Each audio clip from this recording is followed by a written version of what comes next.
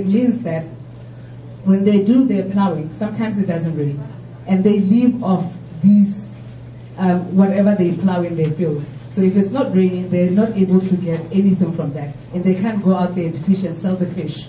So they now have to buy the fish from the rich person, which is now twisted, and therefore becomes a very big difficulty in educating their children, and also for them to be able to feed their families, which takes away their dignity, takes away their pride, it takes away the feeling of knowing that you're doing something for your children. And this affects mostly women, because a lot of households in Botswana are headed by women, which I think is mostly all over the world. And then, as much as we have a big success story on the HIV/AIDS in Botswana, we still find that there's a lot of orphaned kids that live with their grandmothers because their parents or their mothers died of HIV/AIDS. And these grandmothers are the ones that live off plowing the fields and living off that.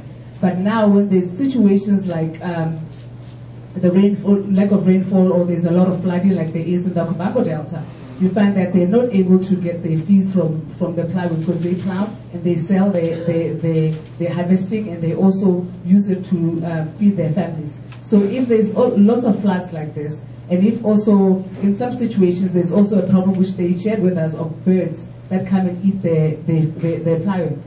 So, and they've been given, the government has tried to give them pesticides that kill these birds, but then the main problem is the birds die, but then you have other animals that come into the fields, they eat the birds, and those animals die. So it becomes another big problem.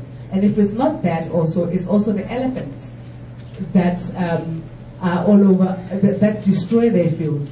And as we know, it's illegal to kill elephants.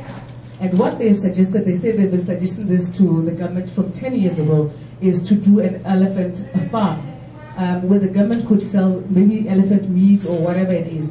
But that has not happened to date, and they don't believe that it's going to happen anytime soon. Whereas the government goes out there to protect the elephants more than they do protect the people that live around that area.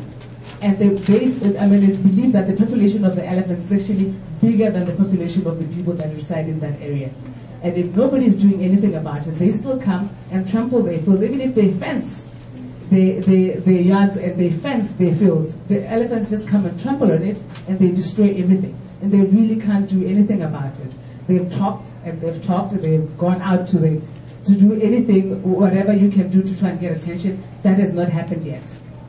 So our interest now is to put that sort of pressure on the government to say, here is something that you need to do. You need to help out these people, because this situation is very urgent and it needs urgent interventions.